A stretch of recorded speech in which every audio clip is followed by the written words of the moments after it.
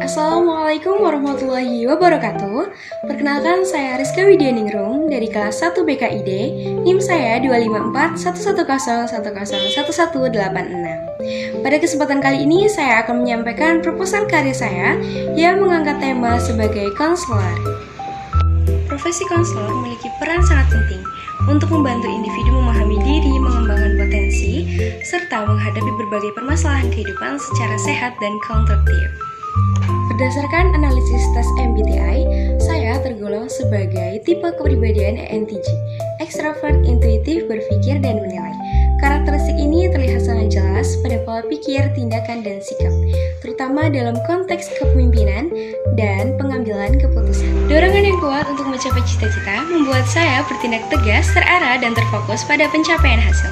Dalam kehidupan sehari-hari, saya menunjukkan sikap percaya diri, proaktif, dan berani mengambil langkah awal. Berpikir strategis mendukung saya merubah ide-ide yang rumit menjadi tindakan yang jelas. Namun di balik kekuatan saya juga menyadari ada beberapa tantangan dalam diri saya.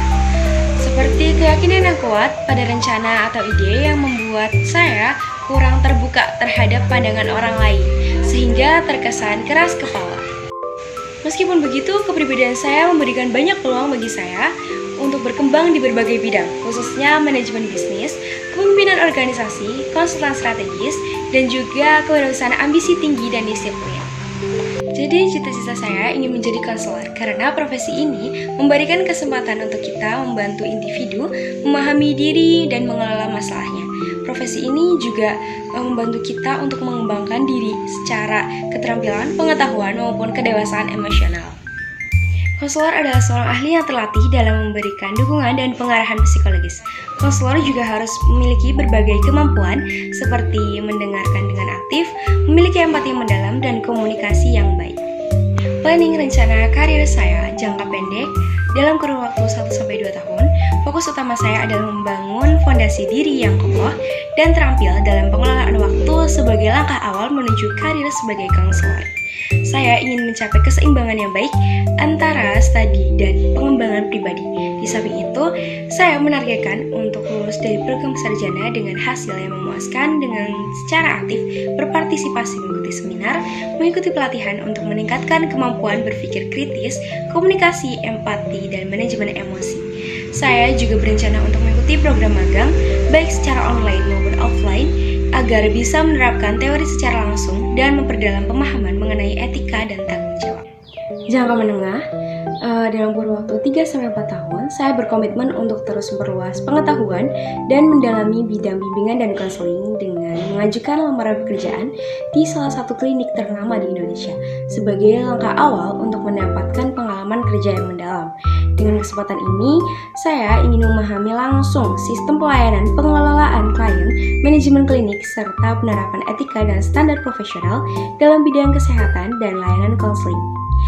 Jangka panjang dalam kurun waktu 5-6 tahun, setelah saya memiliki pemahaman yang mendalam dan cukup pengalaman di bidang bimbingan dan konseling, serta kondisi finansial yang stabil, saya berencana untuk mendirikan layanan konseling mandiri secara online maupun offline.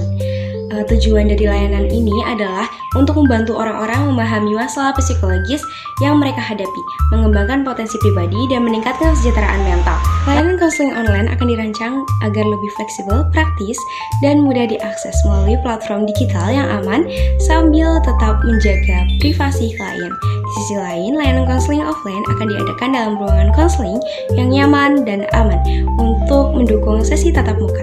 Dalam pengelolaannya, saya akan tetap mengedepankan etika profesi, menjaga kerahasiaan klien, dan menyesuaikan pendekatan konseling berdasarkan kebutuhan individu serta perubahan zaman.